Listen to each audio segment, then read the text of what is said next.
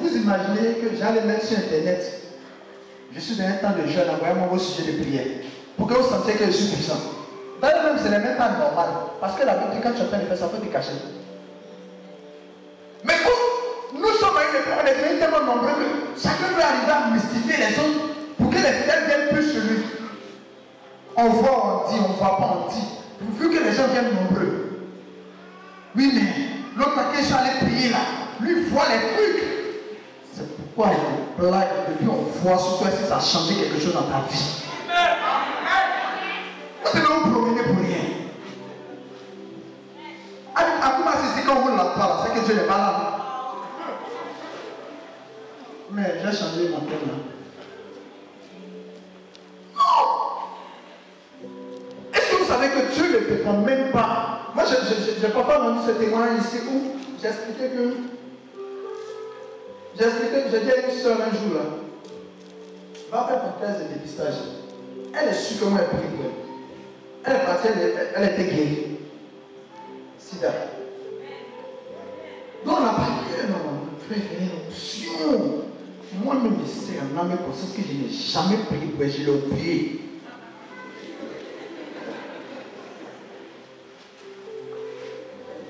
Tant que vous aurez vos méthodes toutes faites, vous aurez des schémas dans lesquels vous allez contraindre les hommes de Dieu à entrer.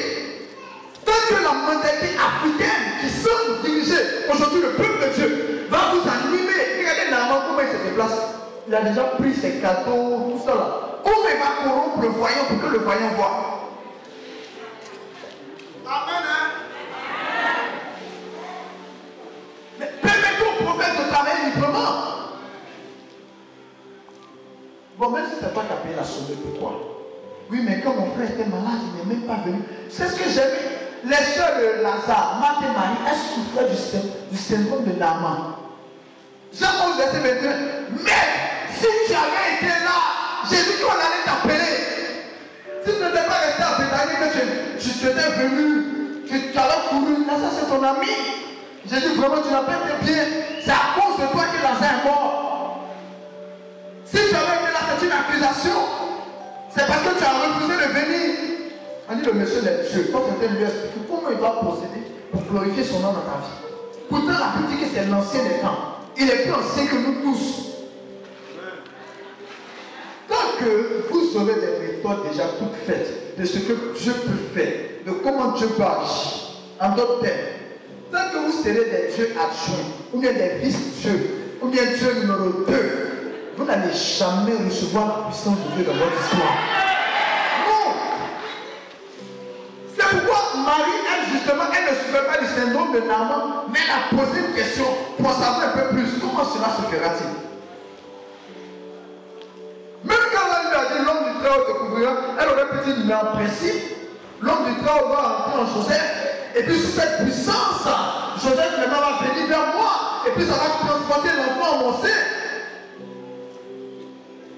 Frères et sœurs, quand vous savez comment Dieu procède pour agir sur les budgets, si demandez, vous recevrez, vous savez ce qui se passe quand demandez, vous recevrez, ce n'est plus sûr que Dieu soit dedans. Je vais vous donner un petit témoignage. J'étais chez moi un jour, et puis j'avais un besoin financier. Donc souvent tu t'imagines tout.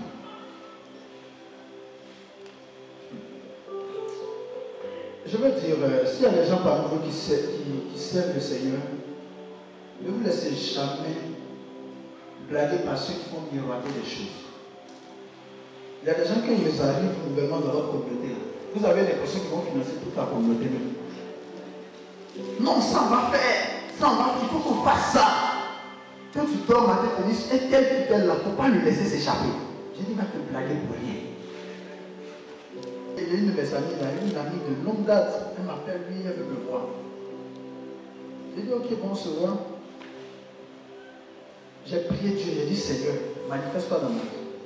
Mais vous-même, à aucun moment je peux imaginer que c'est par elle que Dieu va faire le miracle. Donc j'ai fini en bavard, elle mettait une enveloppe là. Quand tu soulèves l'enveloppe légèrement, le pied là est identifiable à un pied de 5 000 francs à cause des dimensions.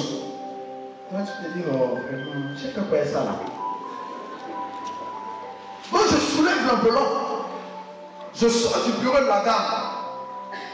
Quand je sors, ce n'est ni un billet de 5 000, ce n'est ni un billet de 10 000, ce n'est ni un billet de 1000 francs, c'est un chèque.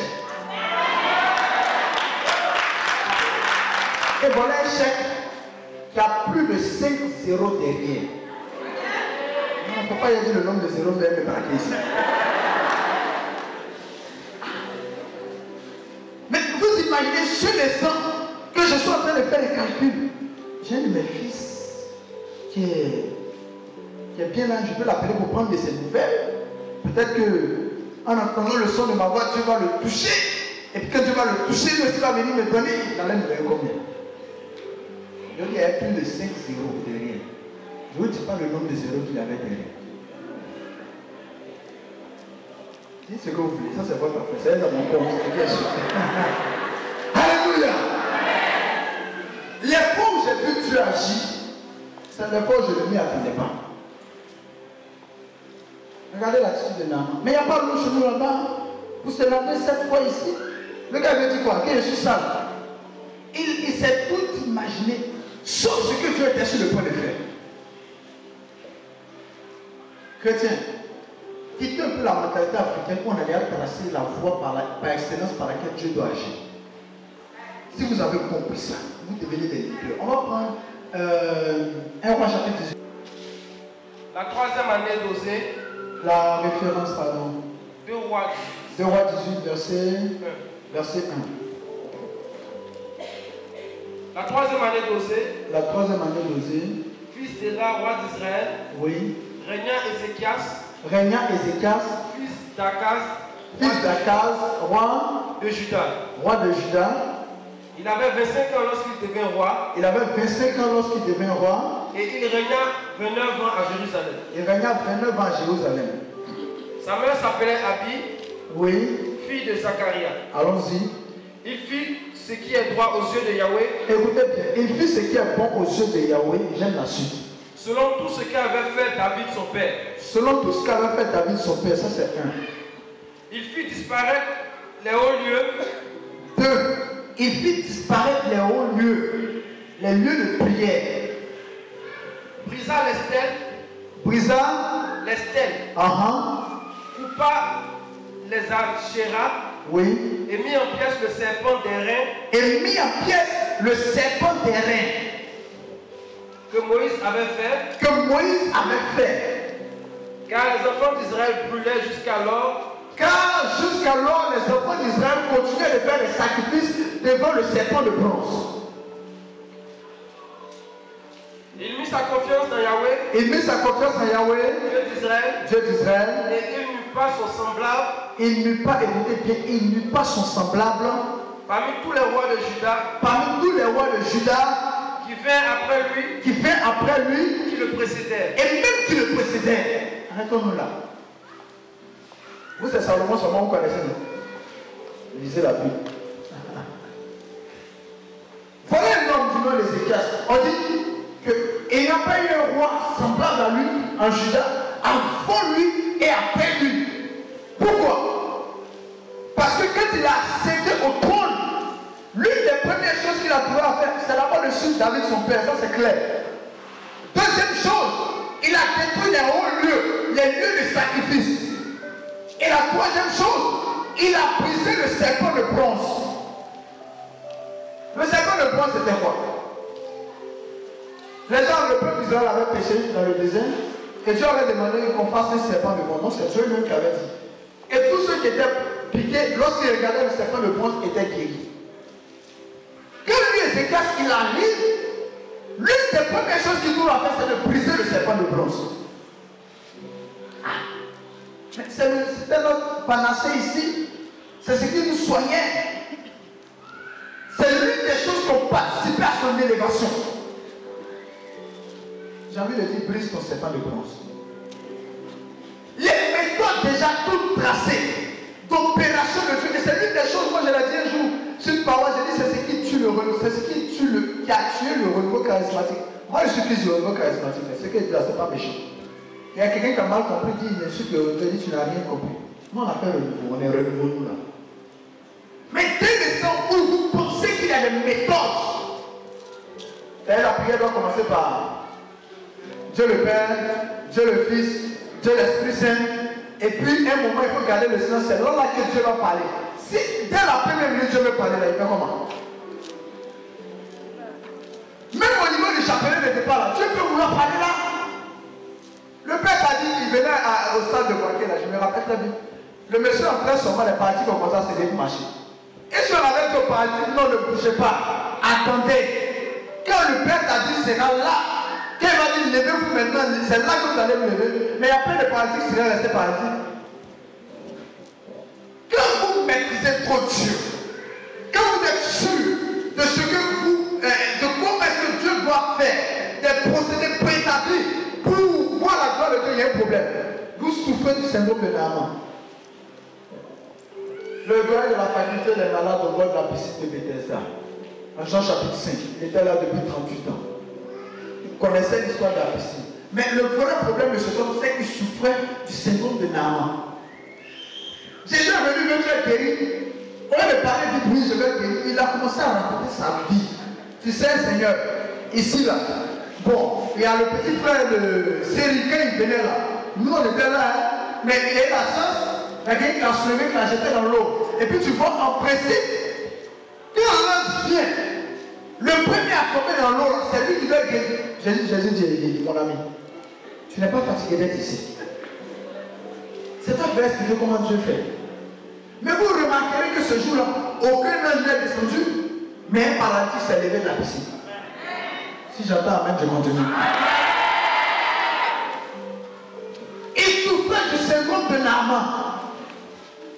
Il avait sa méthode à lui. Le prophète veut t'aider. Jésus veut t'aider. Il dit, hey. Non, hein. D'abord, arrête-toi ici. Il faut observer. Dès que l'ange vient, soulève-moi rapidement, jette-moi.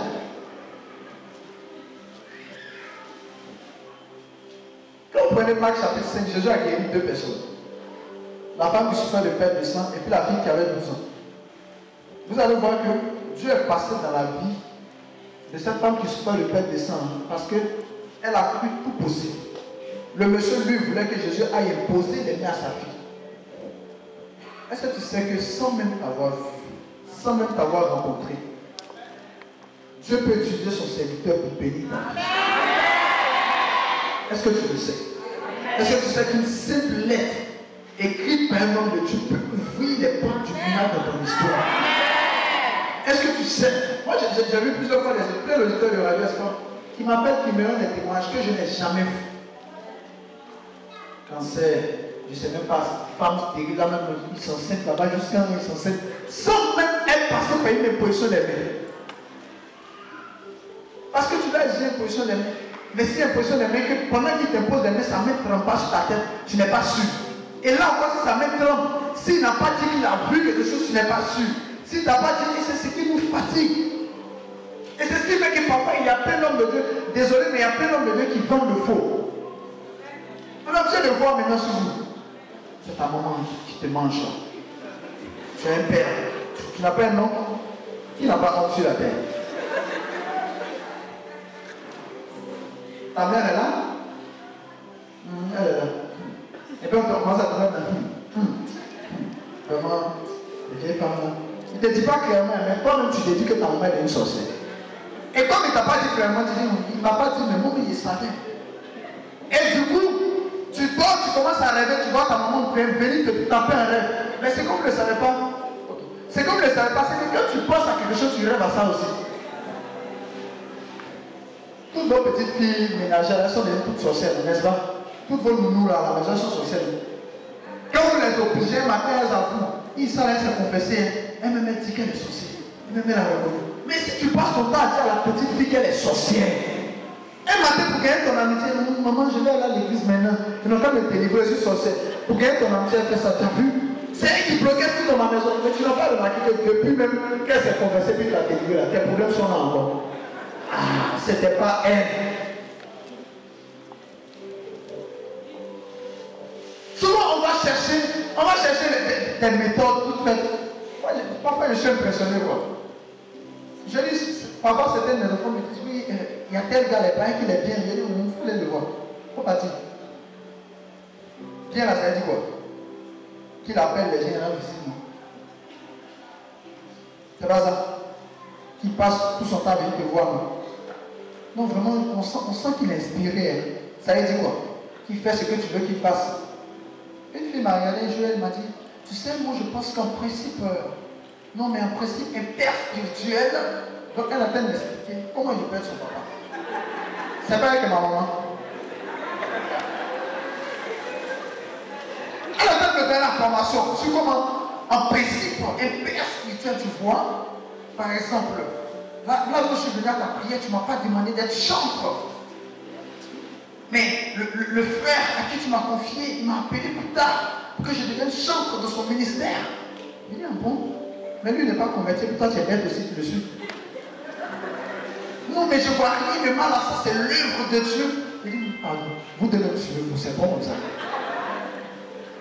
À ce moment, c'est mettre dans un petit palabre pour dire, je ne sais même pas, tu as combien, et puis on dit, un prix trop bien, on fait palabre, un gris si fidèle. Alors qu'on n'est pas à l'autre, je vous ai dit les zéros là, si vous dites les zéros, si vous allez avoir peur. Le mec, le monsieur qui est là, il a peur. Dieu est passé dans ma vie. Alléluia. C'est une petite parenthèse, juste pour vous dire, j'ai appris à compter sur Dieu. Et non sur nos méthodes.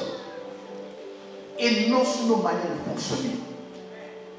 Un jour, tu vas aller voir un homme de Dieu. Tu vas attendre jusqu'à un moment. Il ne va pas te recevoir. Il ne faut pas te décourager.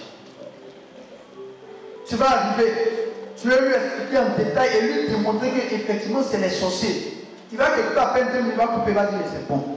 Il va faire tel essai. Tu vas trouver que vraiment, lui n'est pas. Il n'est pas. Tu vois, non? Laisse. Laisse tes histoires. Laisse tes méthodes. Laisse ta manière de concevoir ce que Dieu doit faire. Mais sois connecté à Dieu.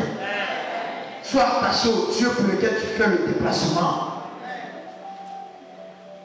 Je prêchais en Belgique. Il y avait des Polonais, des Français, des Belges, des Arabes, des Congolais, des Ivoiriens et puis un Italien. Donc comme tout le monde est tombé, l'Italien est venu. Mon frère, moi je n'ai pas reçu aussi le Saint-Esprit là. Mon frère, je veux aussi, j'ai bien plus loin de 10 fois mon frère. Ah ça. Non mais, je sais que les autres ils vont guérir les malades, mais moi, je ne sais pas. Frère, c'est vrai que pas tombé. Il faut laisser, c'est pas grave. Nous, on n'est jamais tombé, on prie bien un temps.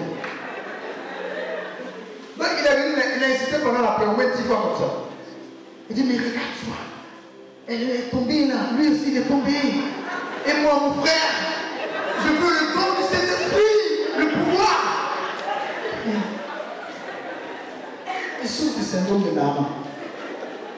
Parce que pour lui, pour que l'onction du Saint-Esprit puisse désormais se manifester à travers lui, il faut qu'il soit tombé aussi. Ça va comment vous êtes? Si personne ne tombe ce soir, on va dire. Le frère là, même s'il n'a pas rétrogradé même. Actuellement, quelqu'un là, les gens tombent, l'onction se déploie. Mais lui là, il est dangereux, lui il est plus fort que l'autre. C'est pas comment vous réfléchissez.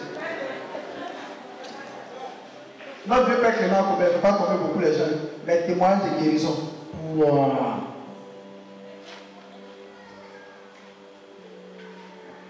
Non mais, bon, l'autre là, lui donne des paroles précises. Est-ce que c'est que tu n'en as même pas besoin?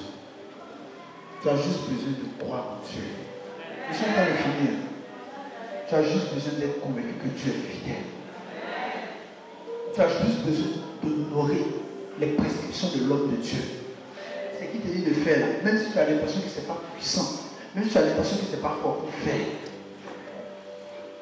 J'ai reçu une dame un jour. C'est terrible. On a prié pour elle. On a fini. Oui, mes frères, est-ce qu'il n'y a pas des sauts là? Des sauts. Sauts. Vous pouvez voir. Oui, mais est-ce qu'il n'y a pas des jeunes à faire? J'ai dit, il n'y a rien à faire. Et où tu vas te enseigner? D'accord. C'est la preuve qu'elle ne croit même pas. 2 semaines après, elle est tombée enceinte. Après 8 années de stérilité. Qui est frère? Non, mais vraiment, j'ai senti que tu n'as rien senti. Pourquoi me blaguer? Est-ce qu'on a prié là, on a senti quelque chose? Parce que souvent, le senti, Ça nous ment, ça fait sentiment. Crois en Dieu. Afin d'être guéri de la lèpre, afin d'être guéri de ce qui te paralyse, il faut que tu sois guéri du syndrome de Naaman. Alléluia. Avant de voir quoi que ce soit arrivé dans ta vie, il faut que les blocages psychologiques, d'abord tu les brises. Il y a des gens qui sont assis ici. J'ai fait un avortement. Je ne vais jamais enfanter. Tu t'es confessé combien de fois?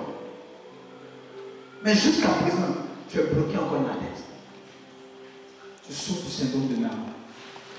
Le Jean 19:30 qui dit que tout accompli là, tu l'as mis où?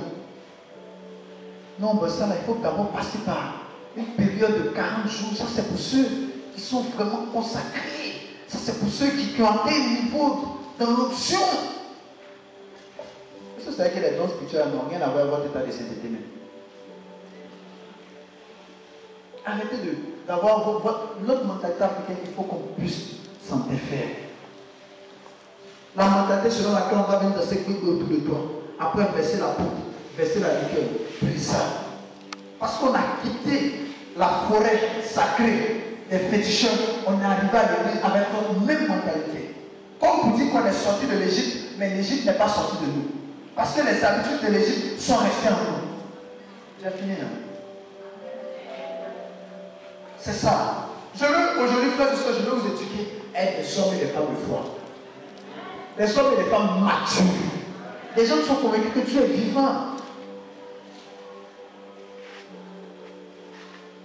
Comme les frères ne sont jamais passés chez nous à la maison. Regardez, je vais vous donner l'exemple qui va peut-être vous choquer. J'ai reçu un jeune de ma paroisse, il est venu jusqu'à chez moi. Il a reçu un coup de fil de sa grande soeur en Europe. Sa grande soeur lui disant, il faut te mettre dans la prière. Il faut te mettre. Il ne faut pas, quand il vient te dire ça, ça veut dire qu'elle a vu quelque chose, c'est grave, mais ça. Ok. Donc il avait me voir, oui, tu sais, dans ma famille, il a essayé par A plus B de me démontrer, de m'expliquer que vraiment, dans leur famille, la sorcellerie, là-bas, on ne peut pas avec. Ça, il faut puissance double même d'homme de Dieu, même pour faire. Et puis il est venu, je lui ai donné une prière d'auto-libération à faire. Je lui ai donné un essai spirituel, il faut faire ça. Il est parti. Après il m'appelle, oui, mais est-ce qu'on peut se voir? Il dit, mais c'est pourquoi? Qu'est-ce que tu as dit de faire? Si tu as fait la faute, il faut dormir en paix. Un jour, il m'a rencontré sur la paroisse. Toi, il fait rien là. Il fait rien. Comme moi, je n'ai pas l'argent aussi, comme les autres là. Ça cause que tu ne pries pas pour moi, je sais que tu pries pour les autres qui ont l'argent.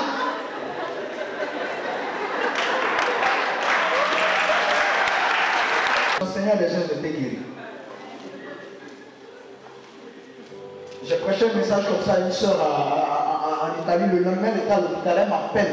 Frère, c'est pas possible. Mais je suis ému. C'est fini, dans mon sein, ça a disparu. J'ai expliqué ça, ça a marché. Mais j'ai compris que dans la forêt, là, il y a toujours des arbres. Écoutez bien.